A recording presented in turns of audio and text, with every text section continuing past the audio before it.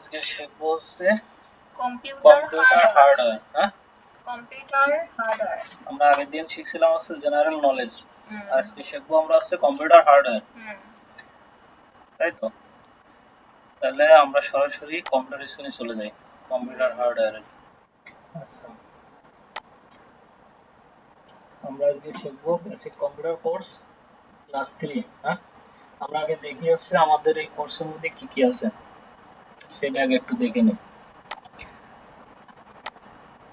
আমাদের মধ্যে আছে কম্পিউটার হার্ডওয়্যারের পার্ট অফ কম্পিউটার। কম্পিউটারে কি কি পার্ট আছে সাধারণত, ঠিক আছে? এরপরে আছে হচ্ছে পার্ট অফ পিসি। এর যে পিসি, সেই পিসিতে কি কি পার্ট আছে সেটাগুলো দেখবো। কানেকশন অফ পিসি, একটা কম্পিউটার কিভাবে কানেকশন করতে হয় সেটা সম্পর্কে জানবো। দেন লাস্টে শিখবো হচ্ছে পার্ট অফ পিসি। আচ্ছা, পার্ট অফ পিসি। আচ্ছা, প্রথমে চলে যাই পার্ট অফ কম্পিউটার। কম্পিউটারে অর্থাৎ কম্পিউটারে কি কি পার্ট আছে। প্রথমত একটা কম্পিউটারে আমরা সাধারণত টেবিলের উপরে কি কি দেখতে পাই, কি কি না হলে একটা কম্পিউটার চালানো সম্ভব না, মেন যে পার্ট, ঠিক আছে? সেই কম্পিউটার পার্টের ভিতরে প্রথম হচ্ছে এই যে পিসি হচ্ছে পার্সোনাল কম্পিউটার, ঠিক আছে? কিন্তু পিসি আসলে আমরা ডাক নাম হিসেবে ব্যবহার করি। এটা হচ্ছে সেন্ট্রাল সিপিইউ ও central processing unit. CPU, CPU অর্থ হচ্ছে সেন্ট্রাল প্রসেসিং ইউনিট। কম্পিউটারের হচ্ছে পার্ট হচ্ছে মেন পার্ট হচ্ছে CPU, central processing unit, computer monitor, then keyboard and mouse. এগুলো ছাড়া একটা কম্পিউটার সেটআপ কমপ্লিট করা সম্ভব না। আমরা নেক্সট পার্টে যাই।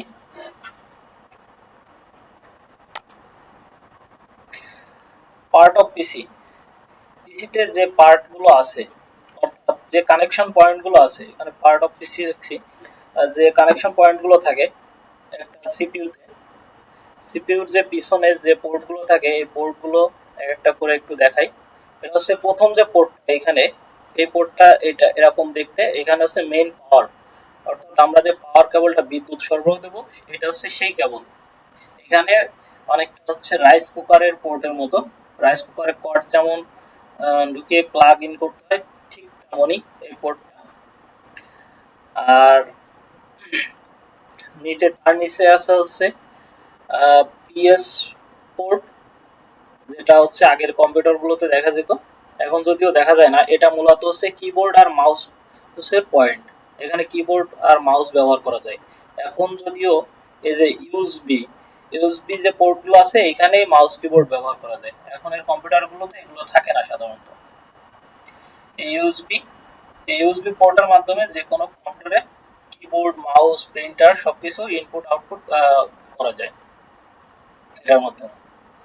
এরপরে আছে হচ্ছে এখানে এই যে তিনটে পয়েন্ট দেখা যাচ্ছে, এটা একটা sound out, sound in, microphone. এখানে তিনটে পোর্ট আছে, অর্থাৎ সিপিইউতে কখনো যদি ইয়ারফোন ব্যবহার করতে হয় তখন সেই ইয়ারফোনেও তিনটে পোর্ট থাকে।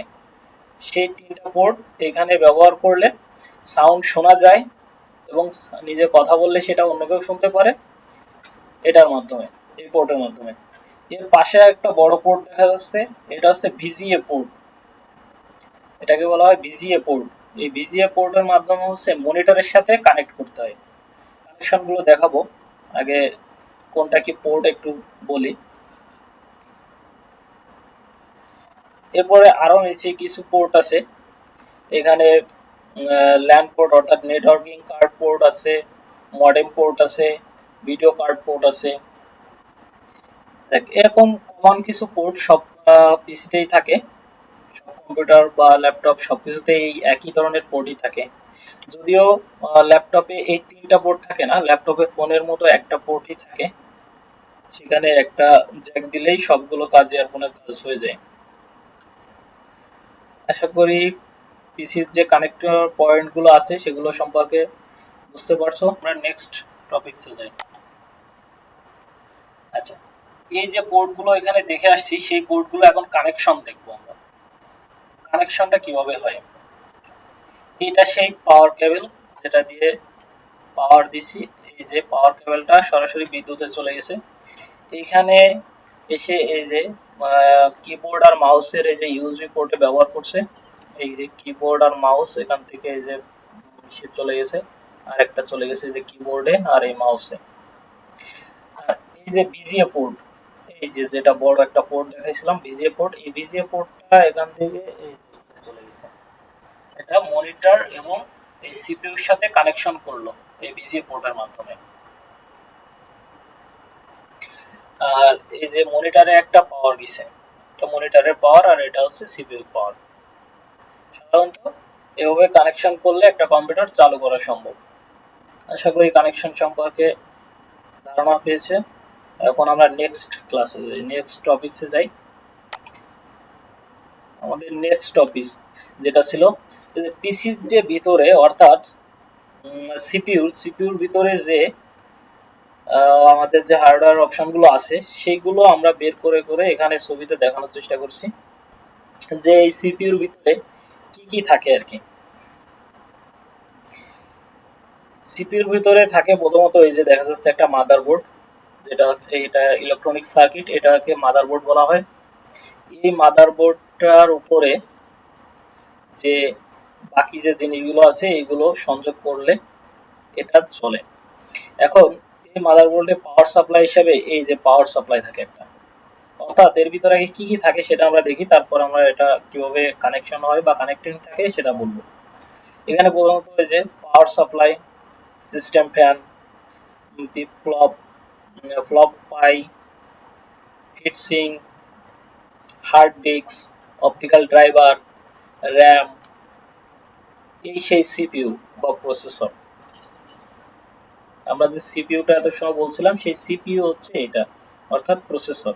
এইটার উপরেই মূলত চলে কম্পিউটারটা, এর ভিতরেই প্রোগ্রামিং করা থাকে বা যত বুদ্ধি এর ভিতরে সফটওয়্যার অনুসারে দেওয়া হয় সেইভাবে এ কাজ করে টোটালটা।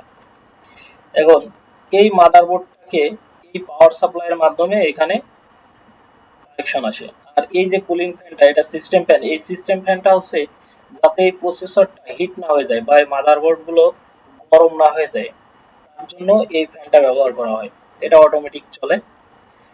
আর এখানে এই যে হার্ড ডিস্ক, এটা সেই রোম, এই হার্ড ডিস্কটা হচ্ছে রোম, যেটা হচ্ছে মেমোরি কার্ড, এর ভিতরে আর কি ফাইল বা বিভিন্ন ডকুমেন্ট রাখতে হয়। এখানে আছে অপটিক্যাল ড্রাইভার, এই ড্রাইভারটা হচ্ছে সিডি বা ডিভিডি যে ডিস্ক গুলো আছে সেই ডিস্ক গুলো এর মাধ্যমে ব্যবহার করা যায়।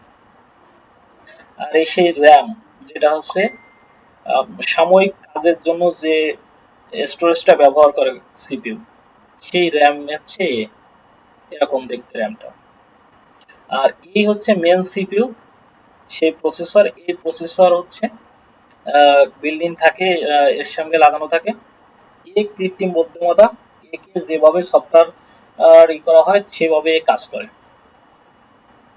অর্থাৎ এই মাদারবোর্ডের উপর এই প্রসেস সিপিইউটা ঠিক এই জায়গাটায় যে হিটসিঙ্ক দেখা যাচ্ছে এইখানে লাগানো হয়।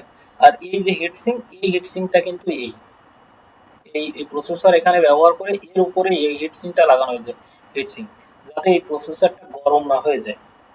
কারণ যখন কম্পিউটার চলে তখন এই প্রসেসরটা হিউজ গরম হয়, যার জন্য এই যে সরাসরি একটা হিটসিঙ্ক দেওয়া থাকে এর উপরেই, এই প্রসেসরের পরে। আর এই যে ট্রেটা, লম্বার যে ট্রেটা দেখা যাচ্ছে, এই লম্বা ট্রেটা হচ্ছে এই র্যামের ট্রে, এর উপরে র্যাম বসাতে হয়।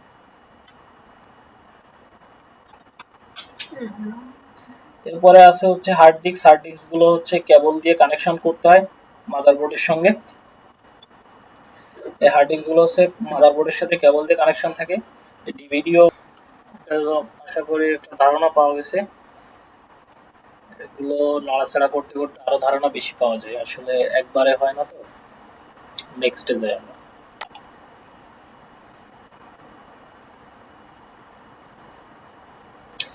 আজকের ক্লাস এখানেই শেষ। Thank you. হার্ডওয়্যার নিয়ে এর বেশি কম্পিউটারে আমাদের জানার প্রয়োজন নাই, কারণ আমরা কেউ কম্পিউটার ইঞ্জিনিয়ার হবো না এটা কোর্সের মাধ্যমে। আমরা শুধুমাত্র একটা বেসিক ধারণা নিচ্ছি এই কোর্সের মাধ্যমে। ধন্যবাদ সবাইকে।